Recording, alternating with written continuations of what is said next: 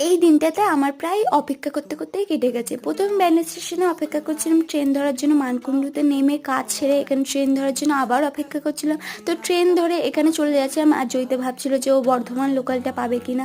তারপরে বর্ধমান লোকালও পেয়ে যায়। আমি আবার সাইকেল নিয়ে সেখান থেকে জয়িতার দিদির বাড়ি চলে যায়। এখানে জয়িতার দিদির বাড়ির রাস্তায় দাঁড়িয়ে গল্প করছিলাম আমার দিদিদের জন্য।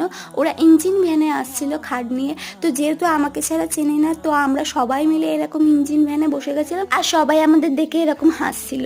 তো এখানে এই ধাবাটাতে একটু রেস্ট নেওয়ার জন্য, চা টা খাওয়ার জন্য দাঁড়িয়েছিলাম।